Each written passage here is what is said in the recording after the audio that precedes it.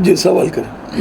جو کہتے ہیں کہ حضرت سکینہ کے بارے میں جو زندان شام میں جو انتقال کیا ہے حضرت سکینہ ہے یا کوئی دوسرے مطلب امام حسین کی کوئی دوسری بیٹی ہے، اس کے بارے میں آپ کا کیا نظریہ ہے؟ بسم اللہ الرحمن الرحیم. ان کا جو سوال ہے ہمارے قاری صاحب کا وہ یہ ہے کہ جو قید خانے میں بچی شہید ہوئی یا ان کی وفات ہوئی، شہید ہوئی، وہ حضرت سکینہ تھیں یا کوئی اور بیٹی تھی.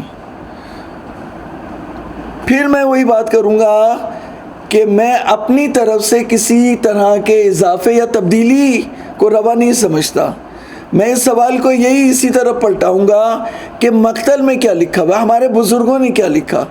جو ہمارے بزرگوں نے لکھا اس کو آپ تبدیلی کرنے کا کوئی حق نہیں رکھتے، اس میں آپ ترمیم کرنے کا کوئی حق نہیں رکھتے. شیخ عباس قمی جیسا بزرگ اس حوالے سے یہ لکھ رہا ہے کہ وہ امام حسین کی ایک چھوٹی بچی تھی جس کو یہ بتایا گیا تھا کہ تمہارے بابا سفر میں گئے ہوئے، یعنی ان کو نہیں پتا تھا کہ ان کے بابا شہید ہو گئے. حضرت سکینہ کو معلوم تھا کہ میرے بابا شہید ہو گئے. اب میں ایک بات کہوں گا وہ آپ کے لیے، عام لوگ اس بات کو جو ہے نا کم سمجھیں گے. اگر آپ مقتل پڑھیں گے تو دو طرح کے خواب ہیں. ایک وہ خواب ہے جو اس بچی نے دیکھا جس کے بعد اس کی شہادت ہوئی، اور ایک وہ خواب ہیں جو حضرت سکینہ کے مقتل میں نقل کیے گئے. دونوں کی نوعیتیں الگ ہیں. بات سمجھنے کی یہ کہ ہمارے جتنے بھی بزرگ ہیں، شیخ عباس قمی ہوں، شیخ مفید ہوں یا دوسرے بزرگ ہوں، ان سب نے یہ کہا کہ امام حسین کی ایک چھوٹی بیٹی تھی جس کو یہ بتایا گیا تھا کہ تمہارے بابا سفر میں ہے. تو اس بیٹی نے خواب میں یہ دیکھا کہ اس کے باپ کا سر تشت میں رکھا ہوا ہے اور یزید چھڑی مار رہا ہے اور وہ سر فریاد کر رہا ہے، بابا فریاد کر رہے ہیں اور کوئی ان کی مدد کے لیے نہیں آ رہا. جس پر اس نے بے تابی کے ساتھ رونا شروع کر دیا اور سید سجاد سے یہ کہنا شروع کر دیا کہ آپ جو ہے وہ بابا کی مدد کے لیے جائیں اور میرے بابا کو میرے پاس بلا کے لائیں. یہ پریشان ہو گئی کیونکہ اسے شہادت کا ابھی تک علم نہیں تھا. 3 سال کی بچی تھی، اسے شہادت کا علم نہیں تھا. تو اب بات یہ ہے کہ جو اہل حرم ہیں وہ پہلی سفر کو وارد ہوئے. ٹھیک ہے، اب میں آپ کو یہ بتاؤں کہ جو اس واقعے کو یہاں سمجھنے کی ضرورت ہے کہ جب اترے ہیں اہل حرم کو سواریوں سے اتارا گیا تو زجر ابن قیس نے اور بعض روایات کے مطابق شم نے ایک موٹا رسہ لیا اور ان بیویوں کے گلوں میں باندھنا شروع کیا. اور اس کے بعد روایت یہ کہتی ہے کہ ایک موٹا رسہ تھا اور 12 گلے تھے، اور جیسے جانور کو کھینچ کے قتل گاہ میں لے کے جایا جاتا ہے، جہاں ذبح کیا جاتا ہے، اس طرح سے وہ کھینچتا ہوا لے کر کے آ رہا تھا.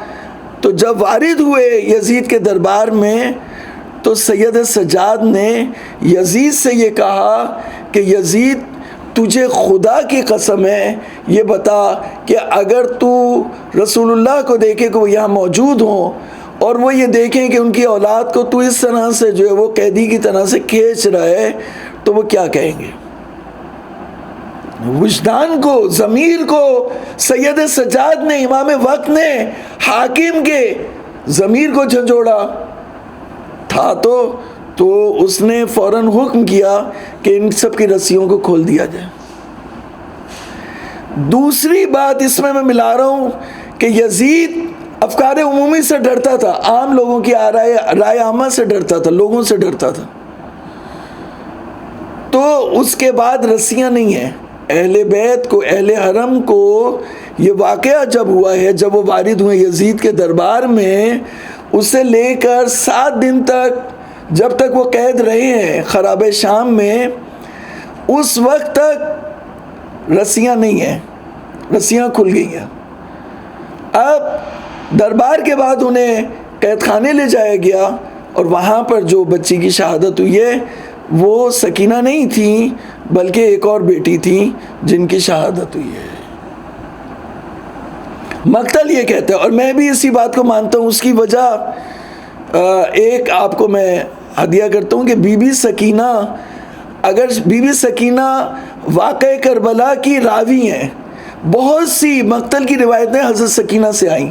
ایک روایت میں آپ کو متوجہ کرنا چاہتا ہوں کہ جب حضرت سکینہ شام غریبہ میں، حضرت سکینہ امام حسین کے سینے پہ سوتی تھی، تو جب سکینہ کے کان زخمی ہو گئے، لہو لہان ہو گئیں، 3 دن کی پیاسی تھیں، بابا بھی ان کے شہید ہو گئے، تو سکینہ اس وقت سکینہ تھک گئی تھی. سکینہ روتے روتے سکینہ کو نیند آنے لگی.